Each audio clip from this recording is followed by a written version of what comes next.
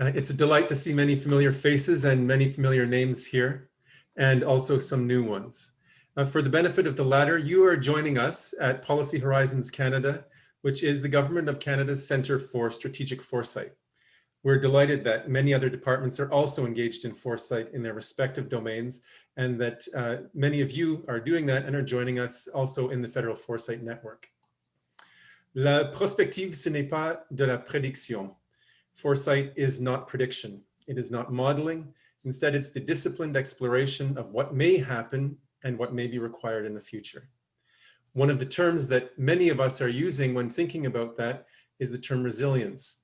It's of course achieved new prominence and importance as we are dealing with the consequences and living through the current pandemic. It's also in the title, or the word resilient is in the title of the last speech from the throne. We're very pleased to have with us today, therefore, Dr. Michael Unger, who is a family therapist and professor of social work at Dalhousie University, where he holds the Canada Research Chair in Child, Family, and Community Resilience. Since 2002, Dr. Unger has directed the Resilience Research Centre, designing multi-site longitudinal research and evaluation projects in collaboration with organizations such as the World Bank, the Red Cross, and national public health agencies. With more than $10 million in funded research, Dr. Unger's clinical work and research spans more than a dozen low, middle, and high-income countries, with much of that work focused on the resilience of marginalized children and families, and also adult populations experiencing mental health challenges. Dr. Unger has published over 200 peer-reviewed articles and book chapters on the subject of resilience, and he's the author of 16 books for mental health professionals, researchers, and parents. These include most recently, Change Your World, The Science of Resilience and the True Path to Success, a book for adults experiencing stress at work and at home. So with that, we're very glad to have you with us. We're honored to have you with us. Et je vous cède la parole, Dr. Unger, over to you. Thank you very much. I really do appreciate that, Eric, and indeed everyone who, what goes into organizing these kinds of these events. So thank you. And it's going to be kind of interesting to just kind of walk you through a little bit, very briefly, this idea of resilience and perhaps spark some ideas about what this could mean for policy directions and indeed the country as a whole. So let me sort of start by maybe debunking a bit of a myth of what resilience is, because often you hear it referred to as that ability of an individual to somehow bounce back. Now, I'm not quite sure that's accurate and nor scientifically sound, though it does make great sound bites, and Oprah loves such phrases. If you actually look at what we understand about resilience, say for instance, you took the Syrian refugees who come to Canada and what we could expect in terms of their trajectories, in terms of success in this country, what you'd actually discover is data like this from Danielle Hebert, that we can expect that refugees that come to Canada will, within about 20 years, their rates of home ownership and incomes will match or exceed those of the Canadian average. And that will happen not just because they have some special internal qualities or grit. What that will happen is because when they get to our country, they are met by everything from settlement organizations to faith communities to the Canada Mortgage and Housing Corporation, which facilitates a process of integration and indeed success, basically sets them up. And so to begin to think more about resilience as this kind of more broader idea is actually where we're going to go with this. Now, sorry, my pictures seem to have jumped here a little bit, but essentially, if you begin to say, for instance, one of the research that we're sort of demonstrating, trying to better understand this phenomenon, is we're actually doing research out here in Drayton Valley, Alberta. And when you begin to think about what is it that carries communities that are under stress, now in this case, what you're actually looking at here is the price of oil, and the price of oil is, the world price of oil is the orange line. And the blue line is household incomes. Now, no surprise, in a small town like Drayton Valley, which is heavily dependent on the oil and gas industries, you see a direct correlation over time between those two metrics. Of course, we would expect eventually the decline in household income as the world price of oil dropped after sort of 2015, 2014, 2000 and onwards. But the point is, what we've been trying to do is look at resilience of, say, in this case, young adults and the decisions they make and how they cope by not just simply understanding cognitions or their ability to be mindful or think positively about their futures. What we're sort of saying is that even a macroeconomic force like the price of oil will have a sort of a trickle down or a leaching effect on the psychology or the impact on families and the decisions that young people themselves are making. So where the research, and in some ways the center that I lead here at Dalhousie University, we're sort of, I guess, kind of the world leader in this kind of thinking, is that what we're sort of saying is that resilience has to be better understood as a complex biopsychosocial ecological system. It sounds complicated, but of course, intuitively, we know this. Studies of our microbiome, like all that gut bacteria that you may have been hearing about. We now know that so what's inside of us affects our moods and our cognitions through our immune systems, and that actually we can look at the rates of anxiety and depression and stuff in relation to what's in our guts. But we also know that what's in your gut is not purely a function of what's there. It's about whether or not you live in a community that is a food wasteland. Are there good grocery stores? Is food affordable? So these broader social policies are at sort of the social or the built environment can actually sort of filter down in what, if you almost imagine a complete system where everything is connected. And if you start talking about the resilience of an individual, say to depression, then you're really talking about the ability of everything from their access to a natural environment with green spaces through to the ability to buy good food, to how that's going to affect their psychological spaces as well as their own physical health. So what we are actually now understanding is that if you want to make more resilient one system, you sometimes have to think about other systems at other systemic levels as having sort of a domino effect to actually create this cascade of positive things.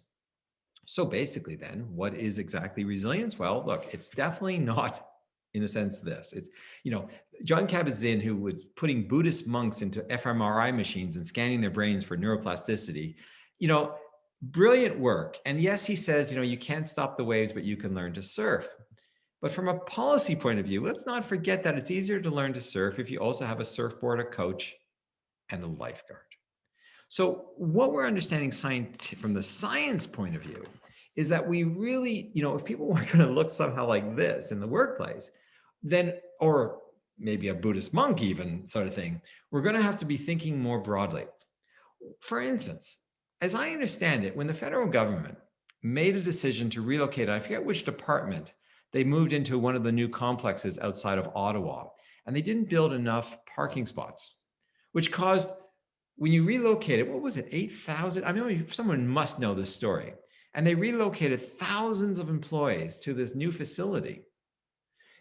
It was a good idea in terms of perhaps the space, but by simply not thinking systemically in terms of, say, the transportation systems or how people were going to park or carpool or get to that particular space, you literally created a cascade of stress responses and increased sick days from what I hear from my colleagues, et cetera, et cetera. So one has to begin to think about these kinds of more complex interactions if we're going to understand resilience. So I think in the interest of time, actually, I'll show you. I'm going to show you this. This is a project in Botswana, so completely outside the Canadian context. But here you have a young a researcher named Dr. Masago Katisi, and who basically what she wanted to do was address the needs of children whose parents had died of HIV/AIDS, and to create a resilience promoting intervention at a community level. And so far advanced of where we are in Canada, she really thought about the multiple complex systems affecting these children. And she actually developed a program that integrated in the community as well. By taking children, by supporting them for like 3 years, and then having the professionals working with them to actually work with them also in a camp-based experience that sort of put them through some rites of passage to help them sort of transition into adulthood. All of this coalesces to address the biological, the psychological, the social, as well as the service needs of particularly vulnerable populations. Let me let her explain it just for a minute here or two, so you can kind of get a flavor of what a well-designed intervention that addresses a high-risk population can actually look like? Yeah, we call the program a resilience program, not because I'm talking to you, but because it is a resilience program, in that the central problem here is loss of parents. Mm-hmm. But when children have lost their parents, consequently, they lose a lot of other resources.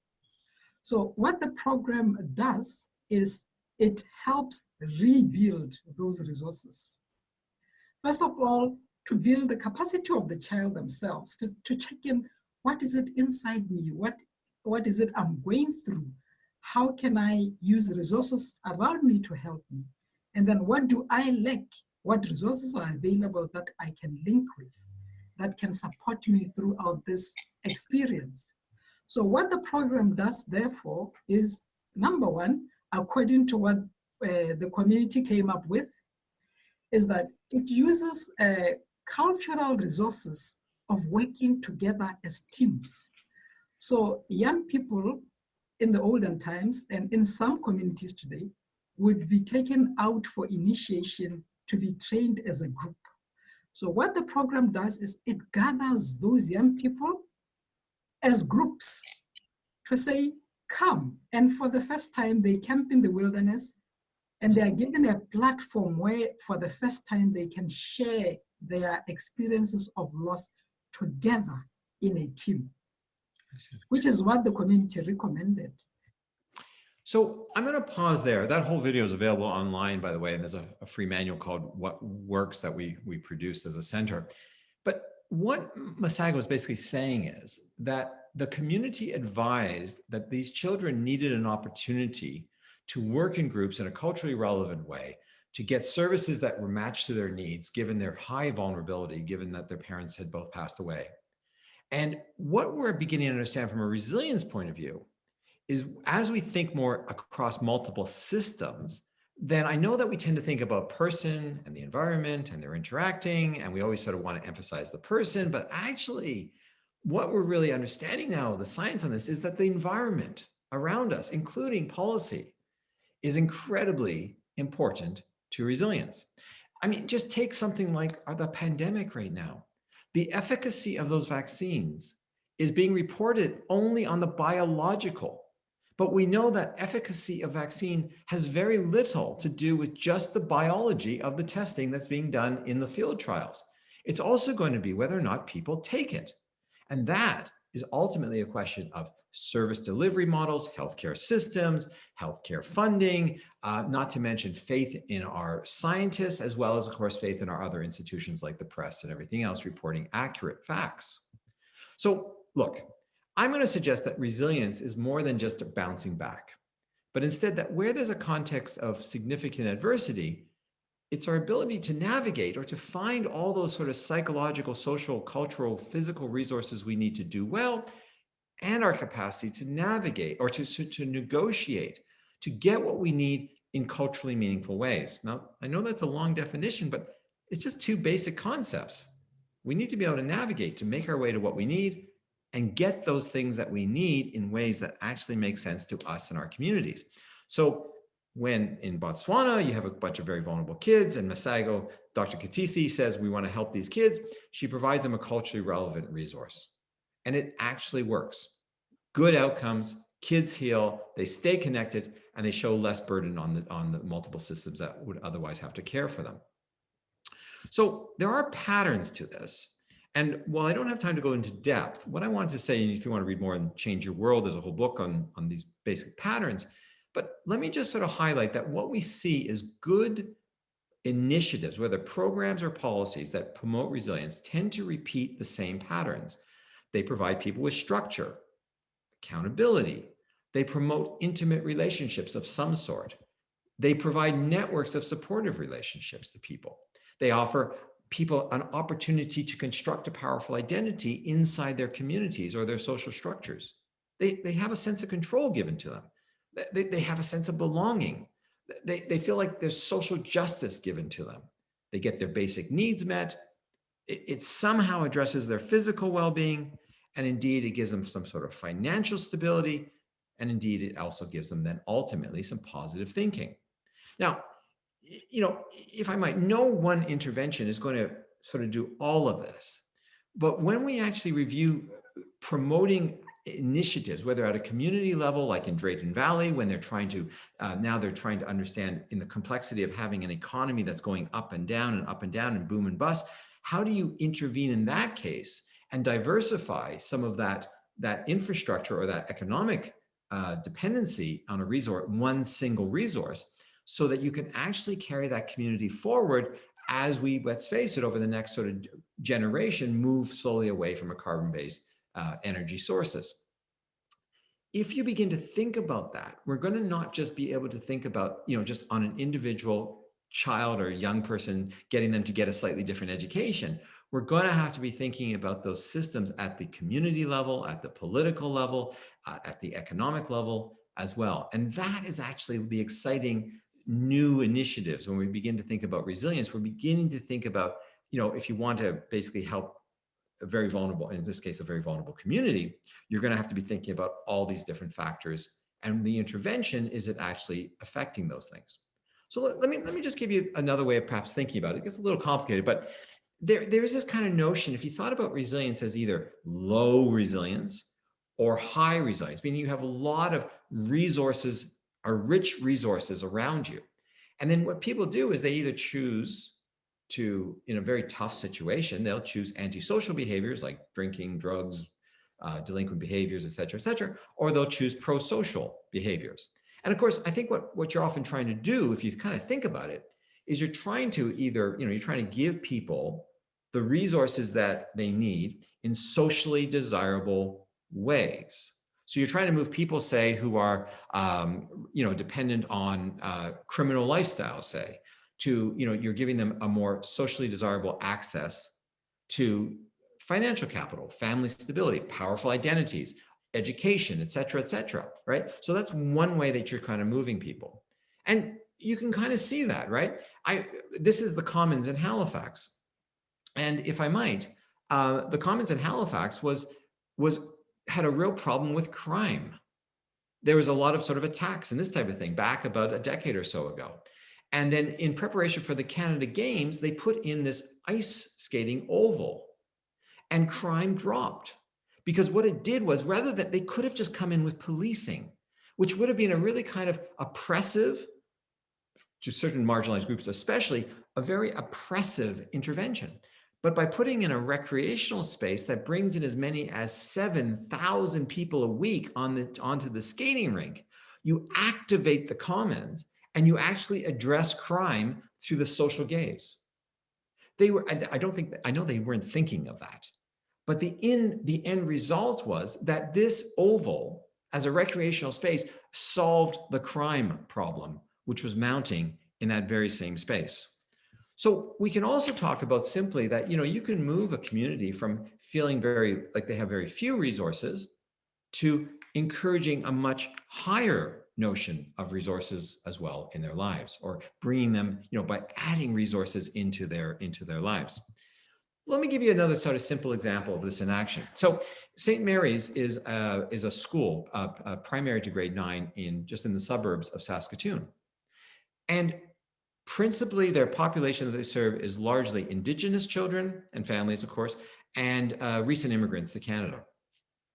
And what they were noticing was that they were making constant referrals to the children's hospitals and other secondary services to get kids assessed and everything else. And the kids weren't getting to their appointments because what parent, a single parent with 3 kids, is going to get them, go to the school, pick up their kid, get other kids bundled into snowsuits onto lousy public transportation, go wait at the children's hospital for some awful amount of time till the psychiatrist or psychologist will see them. I mean, it very quickly, after 1 or 2 tries, somebody would never take their kid to another appointment. So when St. Mary's renovated the school, they co-located a pediatrics clinic into the P-9 school. And now when a parent wants to take their kid for an assessment, it's done locally. There's no stigma. The child is not taken out of class for very long. There's a play area for the other children. And it has increased the buy-in of parents to get the kind of healthcare that their children need, and especially a very vulnerable and traumatized population of kids. So this pattern, even in our, I mean, I know this is like a structural equation model and this is pretty heavy stats and all this kind of stuff, but the end result of what I'm actually showing you is when we actually do the science underneath all this, I just want to show you one simple line on a sample of kids, high-risk kids in Canada. At the very top there's a -0.03. And what this study did, amongst other things, was looking at resilience and the way services were used by people. This is the kind of thing, obviously, that I think government's always interested in, who's using what services and how often and how many services. And what we found in this sample of very high-risk kids, in this case, 500 of them, was that kids who've been exposed to more contextual risk or community risk factors, the factor on the far left, when we actually looked at the services that they'd used over their lifetimes, there was no significant relationship, which makes no sense. You'd think that the kids from the most disadvantaged, most threatened communities would be the ones getting more and more and more services, like in St. Mary's, that whole thing in Saskatoon. But that wasn't the case. There was no correlation, no relationship between the risk you face and the number of services you get. And that is the problem for resilience. Because what we should be thinking about then is making sure that the people who are the most vulnerable, in a sense, because of the risks that they face, can navigate and negotiate for those dozen things, for structures, for relationships, for powerful identities, for physical resources, financial resources, and everything else, so they can actually survive and indeed thrive. And if I can just bring you one final little example before I open this up for questions is, I go around the world working with all kinds of different groups, in some cases educators, and I was in Nepal working with folks from under a contract with the World Bank's Human Development Branch. And I was working with people from Afghanistan and Syria and Lebanon and all kinds of other places. And I met these two amazing university professors who were from Afghanistan, the two women sitting on my right. And they were trying to get young women to go to university in Afghanistan. So not only were they having to inspire the mindset, or that, coming back to that classic definition of resilience, that belief in yourself, yes, but then they also had to change the patriarchal systems in terms of convincing the fathers to allow their daughters to go to university. Then they had to find housing and tuition costs and everything. After they did all that, after just a few months, the women all dropped out of the university. And they dropped out because they all got sick. And the reason they got sick was because the university had not built any toilets for the women. So as the women were on campus for extended periods of time and not able to use the toilet, you can imagine that there's certain health risks with such a behavior. So these two university professors had to then go back and advocate for a toilet to be built for the young women at the university. Now, when someone says to me, what is resilience? I like to say, yeah, on an element, it's grit and perseverance and personal ruggedness. Absolutely. But it's also about whether or not somebody builds you a toilet, about whether or not somebody provides you the resources and the infrastructure in ways that are meaningful, that you can negotiate for. So principles of navigation, negotiation, to get the kinds of resources that are culturally and contextually relevant. And when that happens, whether it's St. Mary's or Afghanistan and young women going to university or wherever, or Drayton Valley and changing the oil and gas industry, whatever example I provide you, when we're talking about resilience, we're ultimately talking about ruggedness, meeting resources to create the right context so that people can actually thrive despite the adversity that they're experiencing. So on that note, I'm going to pause, and I think we're going to open it up for questions and wherever this goes. Hopefully that at least sparks your imagination a little bit.